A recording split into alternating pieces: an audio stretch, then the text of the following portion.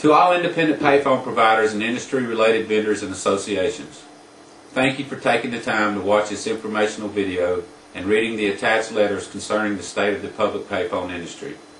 I do not have to tell you that our industry faces the tremendous challenge of basic survival in 2008. Coin in the box, operator-assisted, and dial-around compensation call volumes continue to decline. Virtually all of the major LECs have now abandoned this industry and left the responsibility of keeping the American public communication systems alive solely to you, the independent payphone provider. Today, approximately 9 million American families still have no phone at all and rely solely on payphones as their means to access the public communication system. Additionally, the rest of America learned the value of payphones in the wakes of natural disasters such as Hurricanes Katrina and Rita. The terrorist attack of 9/11 also reminded Americans of the necessity of the archaic but reliable payphone. For days, it was the only way that victims were able to contact family members, and people were lined up by the blocks and hundreds waiting on their turn to use the phone. I could go on and on citing instances of victims of crimes needing a payphone, battered women's shelters, or just a common instance of the average American cell phone being dead or in an area of no signal or having an emergency. Unfortunately, it seems most of our government officials or regulatory entities have turned their back on our industry and the American people mentioned previously. The irony of it all is that there have been laws in place since 1996 that would have and could, going forward, help this industry survive, if only Congress would enforce them. With this said, I have identified 3 main issues that are crucial for our survival.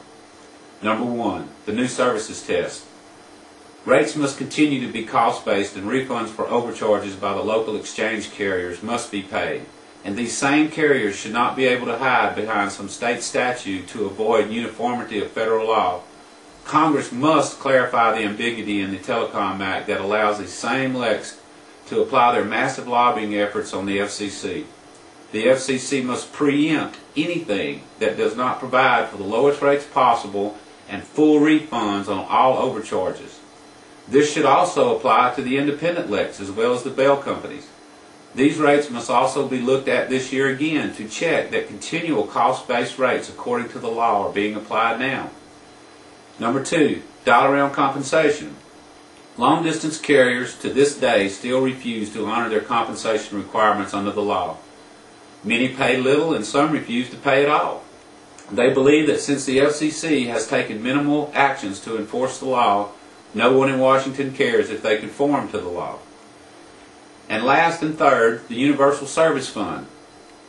Once items 1 and 2 have been finally corrected by Congress and the FCC, these entities must look at allowing public payphones to qualify to receive subsidies from the USF. If you look at what the intentions of the USF fund was and is currently, the service and role of public payphones play in America, it should not take a multi-million-dollar study to show how and why we should qualify for the USF. The APCC has fought a valiant effort with the limited resource they have at their disposal. However, they pale in comparison to what most major LECs and IXCs bring to bear against them. As we speak, in an effort to raise awareness, the SPCA is currently sending the attached letters and information by fax and email to every congressman and senator in Washington, D.C., all 537. Once done, we intend to send the same packet to all of the governors and major newspapers. To date, I have only been successful in getting Congressman Rodney Alexander and Senator David Vitter of Louisiana and Congressman Chip Pickering of Mississippi to actually take a stand for our cause. They are to be commended for their help, and everyone listening to me now should email them a note of gratitude. Even with these combined efforts, it will not be enough. We must all stand together if we are to succeed in saving this industry. Today, I ask each and every one of you to engage and just take a few minutes of your time to email every elected official in your state and district these letters concerning the importance of the 3 issues contained in this message. Contact info can easily be Googled, or we actually use frc.org. I know that all of you know how government works. Time is of the essence now. Our only chance is if we all speak up and not leave our fate to others. Time has come that hoping someone else will do it for you will not be enough. We must rise in unity in numbers, and we must be heard. It is our only hope.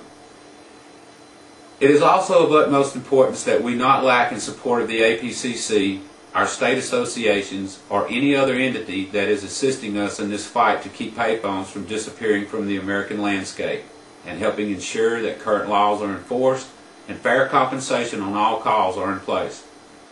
I applaud the members and supporters of the SPCA for the support you have given through the years. You have stepped up, shouldered the burden of supporting the efforts of both the national and regional associations.